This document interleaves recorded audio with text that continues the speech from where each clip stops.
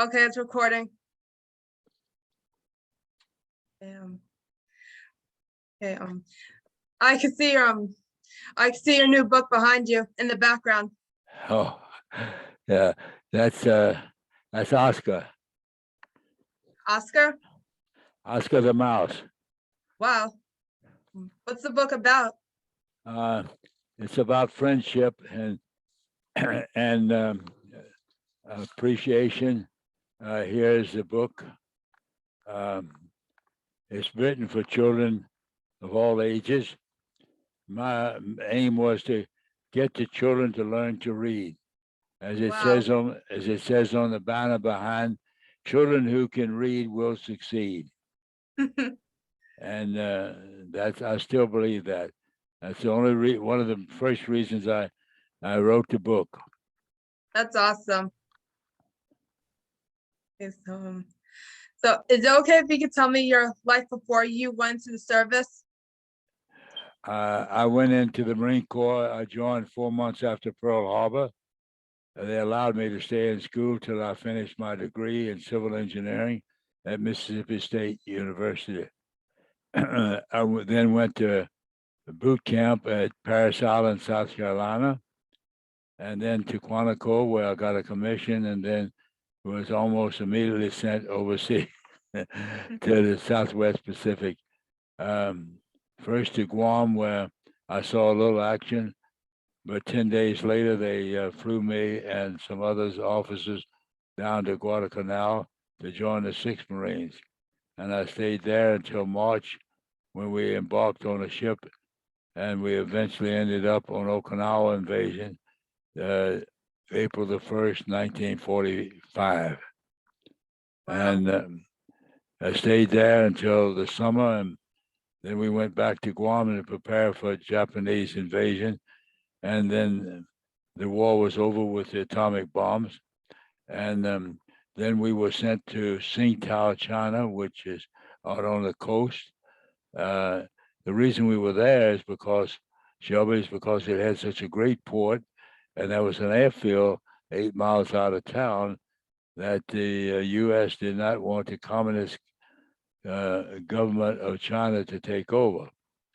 I was there and had responsibility. I was second in command of a battalion, and I was only a first lieutenant because all the senior officers had gone home. They had all so much time overseas, and it was a great experience. I came back in the spring of 45, spring of 46, and was discharged, and immediately went to work for the federal government. And then after 1 year, I joined what is the Coast and Geodetic Survey, now NOAA, NOAA. There are 7 commissioned services. The Army, Navy, Air Force, and Marines are the military. Coast Guard is under Homeland Security. The Public Health is under National Institute of Health. And then the NOAA Corps, now under the Department of Commerce. Wow. Okay, so yeah. What was your family like? What was my family like? I Yes. had 2 older sisters and one younger sister, about 7 months. The older Alma was 6 years older, Judy was 3 years older, and Harriet was 7 years younger. I was born in 1922, so I'll be 100 in August. My father was a cotton farmer, and my mother had a retail store until the Depression came, and she lost the store, and Dad lost the farm, and they had to regroup. I had Emma took care of me when I was a youngster, and raised me till I was about 7 when Mother had to stay home. She had no place to go until she got a job as a seamstress in a department store downtown. Small town, only about 8,000 people. And Wow. farming was everything. Everything depended on farming. Wow. Were you the oldest or the youngest out of your siblings? I had two older sisters, and one of them is still living. Judy will be 103 the 2nd of June. Wow, that's amazing. Yes. Um, did any of your family members were in the sorry? Were any of your family members in the military? Only me. Right. Did you have to work as a child? Yes, after the Depression, I got a paper route at 8 years old and kept it for 8 years. I made $1.50 a week to start with. I delivered 126 papers, 6 days a week for $1.50. And in 1929, I got it in 30, and that was a lot of money. I gave it to my mother. I was a little guy. There was a dwarf in our family, a second cousin, and my mother was so worried because I was so small. She thought I was going to be a dwarf. And the newspapers weighed as much as I did. I bought a bike from the boy next door for $6, and I paid him 50 cents a month for a year until I paid it off. Wow. Yeah. Where did you go to school? I went to local schools through first grade, kindergarten through high school. I remember my kindergarten teacher, Mrs. Folsom. We were small, but I thought she must have been 8 feet tall. She was a big woman and but kind. And we had a 3-story building, and we always loved to go to assembly because there was a slide from the 3rd floor all the way down to the ground. So you just get out, sit down, and slide. You slide right out, and it was a great deal. I remember in the 3rd grade, I won the contest as a multiplication flashcard, and that was great. And I went home that night and even beat my dad. So that was a great accomplishment. Wow. Were you married before you left for the war? No, I didn't get married until 1955. So I was 32 years old.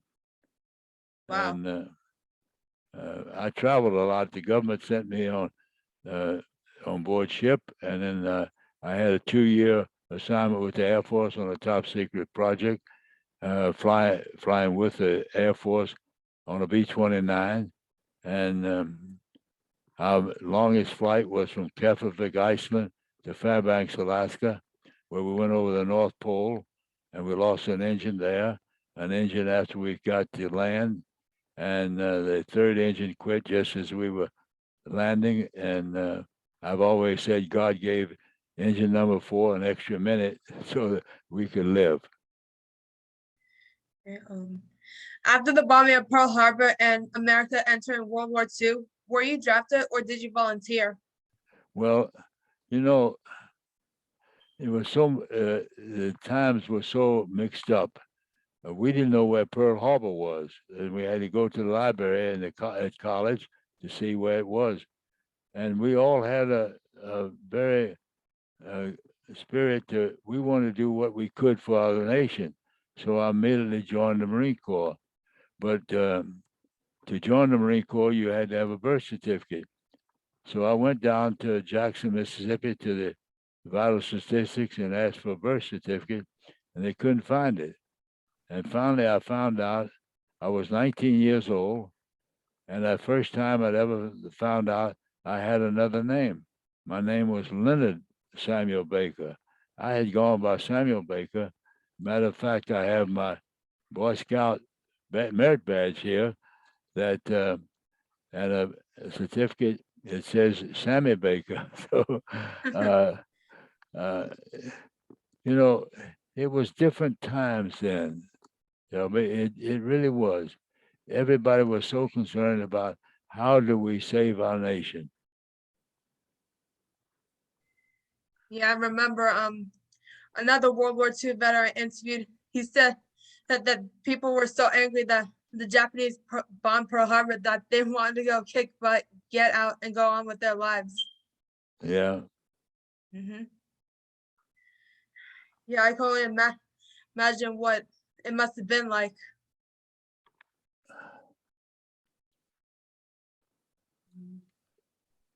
Why did you join the military? Well, because I wanted to do my part to save America and save the democracy. What was the training like for you? Well, I thought, I went to boot camp in Paris Island, and it was tough, but not it wasn't that bad. And then I went to Quantico, Virginia, for officer training, and it wasn't that bad. Uh, um, and then in the Marine Corps, once you got your commission, they kept you for about another 6 weeks to teach you how to be an officer.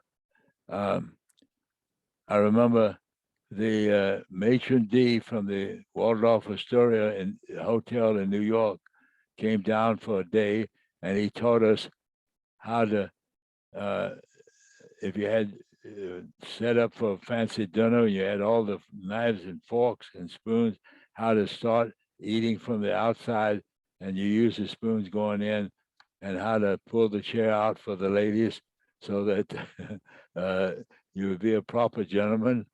And it was very nice.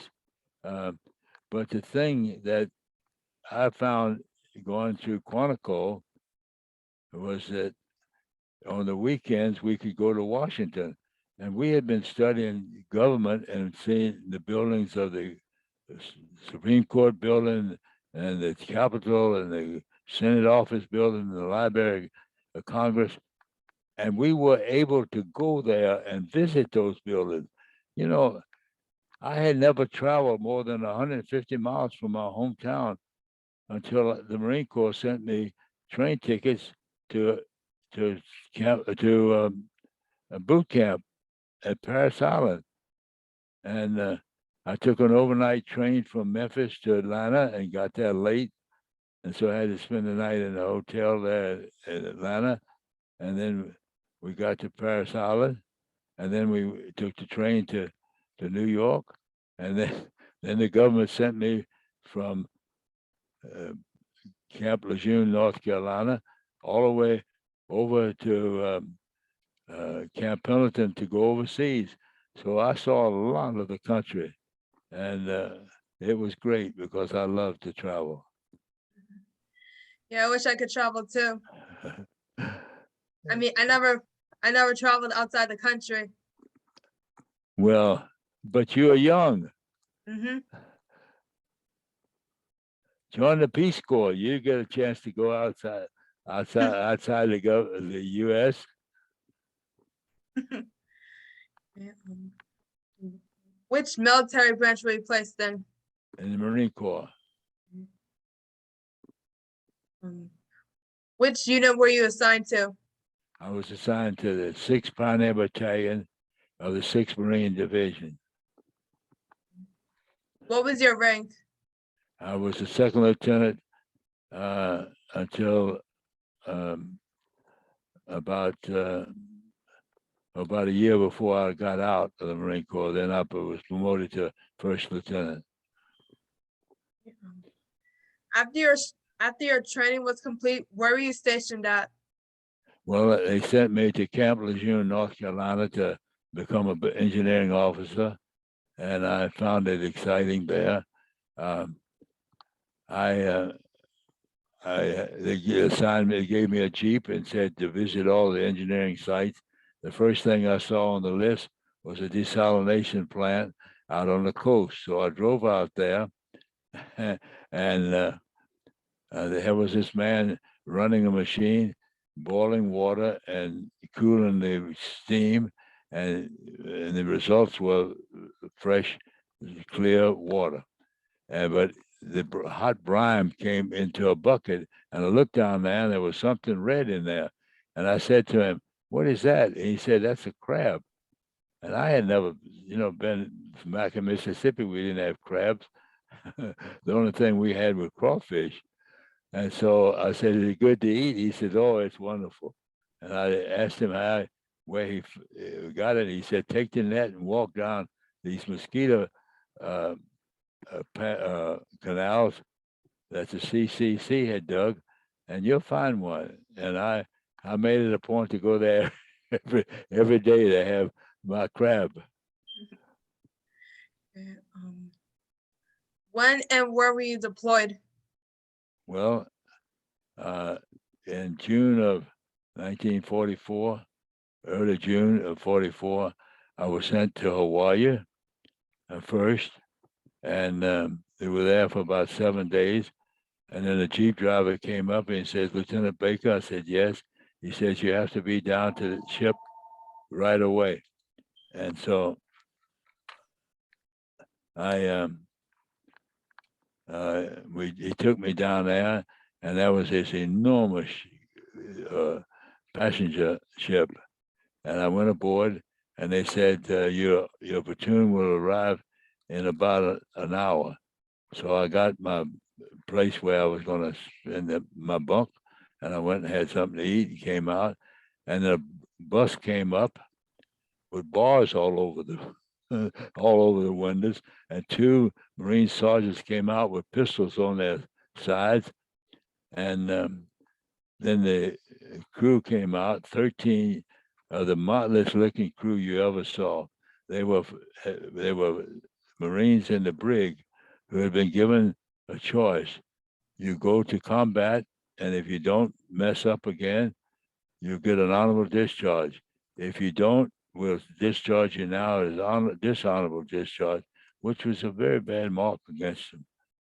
And so we got along fine. Everybody did what they're supposed to do. And when we got to Guam, they went off to join the 3rd Marine Combat Unit. I went and joined the 3rd Marines Engineering.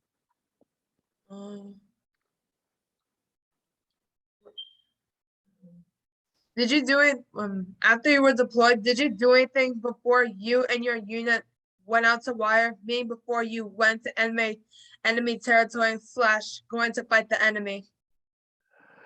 Well, we landed on Okinawa April the 1st, Easter Sunday, 1945. And I was my outfit had landed many times on small islands in the Pacific, and they were pretty well knew what to do, except the new people that had joined the outfit. And so I asked one of the old time officers what to do. I didn't want to be a greenhorn when I hit the beach the first time. And he said, "Sam, you know that little backpack that they give you for the officers to take in on landing?" I said, "Yes." He said, "Well, don't put anything in it. Go down and get 4 bottles of whiskey with screw tops and put it in there, wrap it towels around them. And when you get pinned down, open up a bottle and pass it around. It's better than having more men, better than more bullets, because everybody settles down. Then you can get what you want to do." So that's what I did.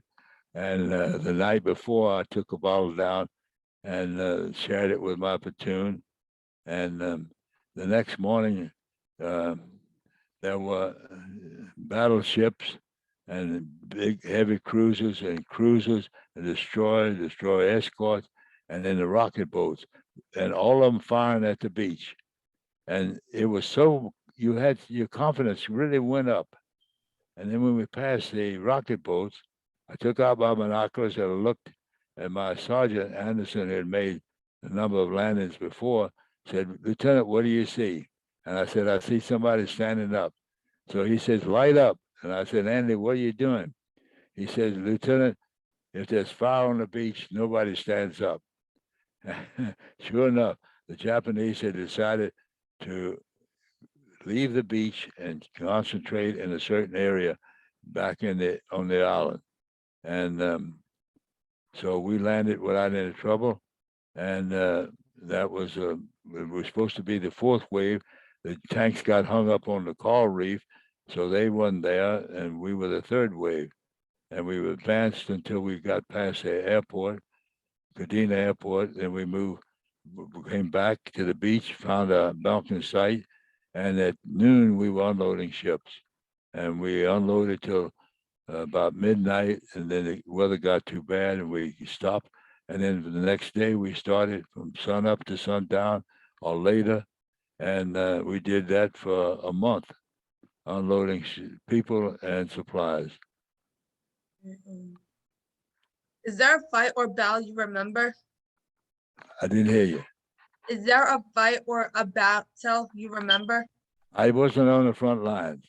I only went up there once because they needed a culvert so that the tanks could go further, towards the front line. And so we welded some empty gas barrels together, took it up there, and in about 2 hours we finished our job and came back. Were you injured? No, Did you have any friends lost in the war? yes. Matter of fact, when I was on the beach, a young boy from my hometown came and looked me up. His father was a veterinarian. I didn't know him, but I knew his father. And it was nice for him to come by, and we conversed for a bit. Then he left, and 2 days later he was dead. And I took pictures of his grave at the grave site and sent it to his father. Wow. Yeah. What's one thing from the war that you will never forget? I think the thing that I got from the war was the comradeship of people protecting one another and going all out for their friend. There was nothing, the people of my platoon would have given their lives for the other members of the platoon. And that was something that you don't see in civilian life very often. The loyalty and the devotion that people had for one another. Um, When were you discharged? I was discharged at in the Marine base at the naval base in New Orleans in 1946, and but I was discharged. But my last day of duty was July the 4th, 1946. You stayed in the service after the war ended? Only till I was in China, and I stayed there until they ordered me home, and I took my discharge and went to Washington, got a job with the government, and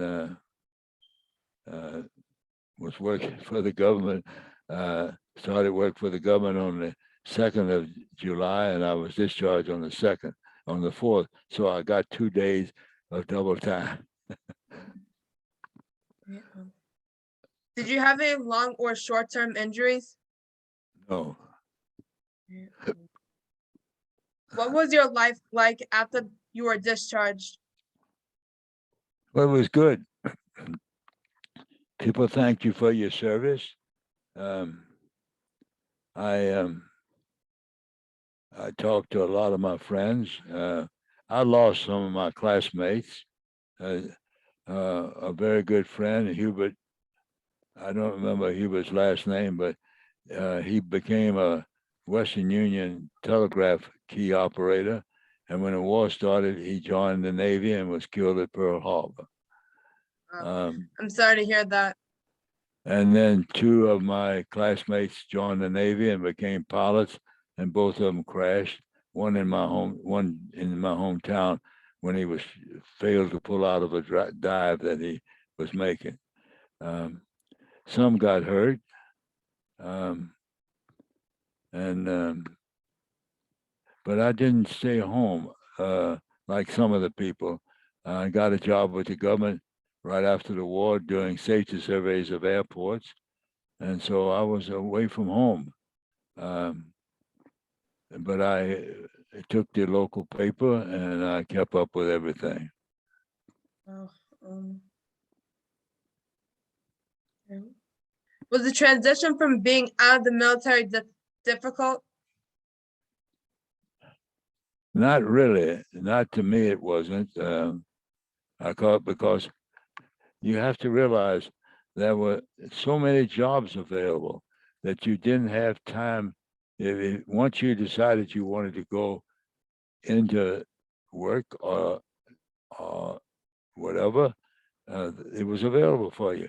For instance, I was in Washington visiting my cousin, and there was a building on Pennsylvania Avenue, and it says jobs for veterans. And I went in and I said, "What kind of job you got?" He said, "What are you?" I said, "A civil engineer." He said, "Go across the street, the southwest corner of the Commerce Building, and see Casey Jones."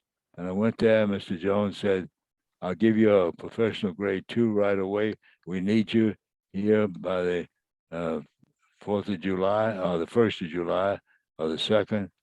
And I accepted the job. And I worked there for a year, and then they promoted me to the rank of ensign, and I joined the ship on September the 1st, 1947. How did you become an author for children's books? Well, it's a little story, but I'll tell you. When I went to sea on a Tuesday, and Sally was born on a Thursday, so I didn't see my daughter until she was 6 months old, and we had a great time together. The first night, we laughed a lot, and she picked up the peas she was eating and put the bowl on her head, and we laughed and laughed. And her mother was furious because 6 months of training was gone down the tube. Anyway, when Sally was about 2.5 or maybe 3, she had me sit down on the couch, got her favorite book, climbed on my lap, opened the book, and read the entire book, page by page, closed it with authority, turned around and looked at me and smiled. And I gave her a big hug and a kiss. The book was upside down. but but that didn't make any difference. She was trying to show me her will to learn to read. And so that it was ingrained and when I was stationed at Cape Canaveral during when Glenn went up in space with first man to circle the Earth. um, I had to go down range because I was in charge of making sure all the tracking devices were on the grid, the X and Y grid. And I was gone for about a week every month. And when I was gone, my wife Janet would read to them. When I came home, they said, "No, Daddy, you tell us a story." So I had to make up stories. And then when I got a computer, my son said, "Dad, now that you got a computer, write the stories about Herman." So I did, and it came out as The Silly Adventures of Petunia and Herman the Worm. Uh, and that was based on when I was a very intuitive kid. I wanted to find out everything.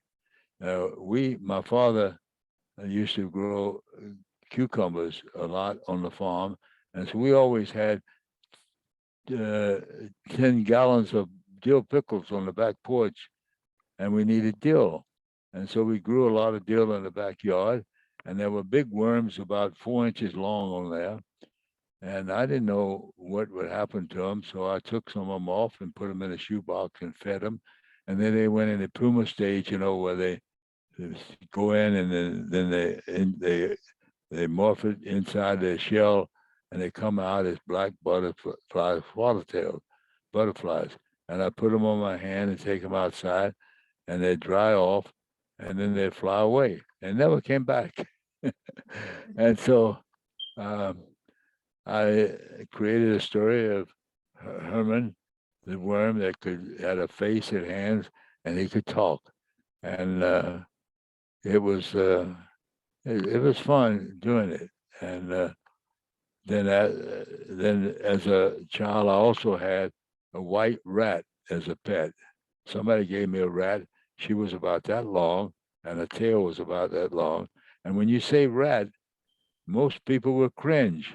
I noticed when I said rat, you kind of cringed a little too. Well, she was the cleanest thing you ever saw. She was always bathing herself. And my mother wouldn't let me bring it in the house because there again, it was a rat. If it was been a little white mouse, it wouldn't have been any different, any problem. And so I finally had to get rid of it. But I woke up one morning and I said, why don't I write about my white rat? And I changed it to the white mouse. And so that's how Oscar the Mouse was born. And I found a friend of mine, Lisa, was so good at doing the characters in cartoon fashion, and it was a lot of fun. It really was. Yeah, that's amazing.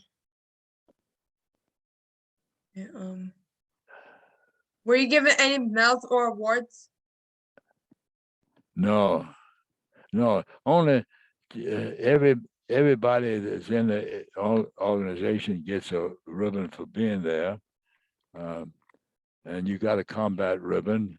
You got a ribbon for being in the Pacific, but I didn't get any individual medals. I had one man in my platoon that had the Navy Cross, which is a very high medal. He was given that for taking care of 2 Japanese machine gun nests on one of the islands that they landed in before I joined the organization. Wow. Did you attend ceremonies honoring World War II veterans like yourself?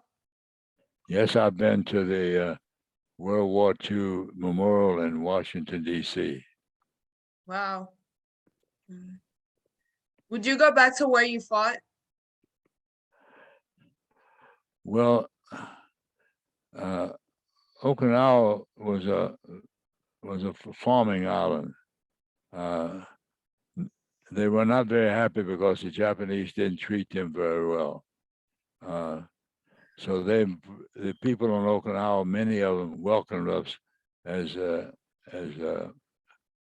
we liberated them. I personally would like to have gone back to Guadalcanal. It was a mountain that went up and divided. It was a ridge, and then where they leveled out, there was a coconut palm everywhere you went, and then there was some jungle area. I thought it was good. As hot as it was, we were right on the beach. My tent was within 10 feet of the water, and I slept on the blanket at night. Not in July, but in March when we left, I was on the blanket at night. So, and I thought it had a lot of possibilities. Mosquitoes were bad, but they sprayed a lot for them. But it's, the world, everything has changed so much since I was over there. Yep. Okay. Okay, those are my questions. Oh, well, you're in the Scouts. Let me tell you a little bit about scouting that I had. I was introduced to scouting when I was 13. Mr. Bobo lived 2 doors down. His son, Bob, was 1 year younger than me, and he introduced me to scouting. And it was sponsored by a church. And I went and we met in the house that the church had acquired. And there was about 15 of us there.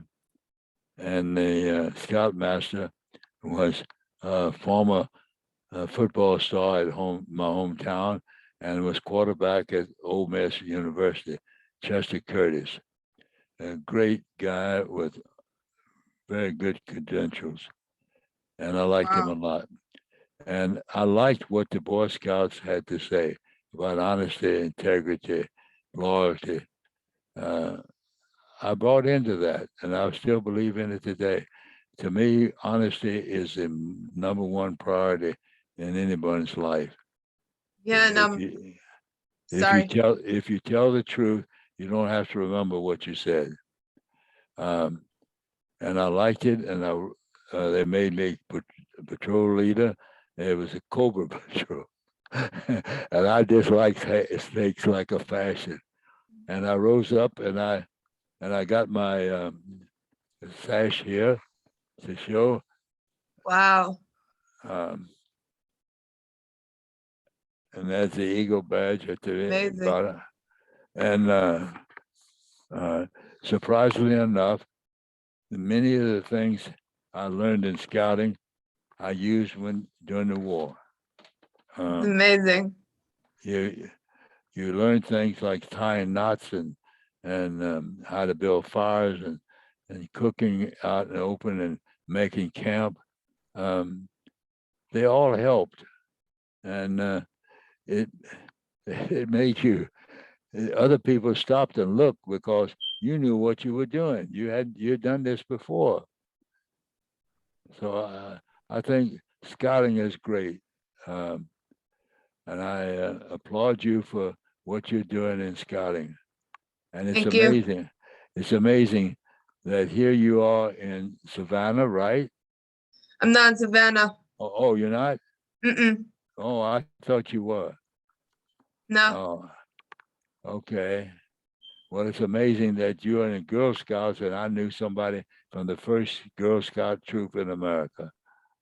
Her married name was Atkinson, um, and it's quite unique. Okay, what else can I tell you? Um, I don't know. Okay, well, Um, and tell me about you. What grade are you in? I'm in 11th grade. Oh, and what do you want to do after next year? Um, I don't know. I'm aiming towards either being a journalist or an archivist.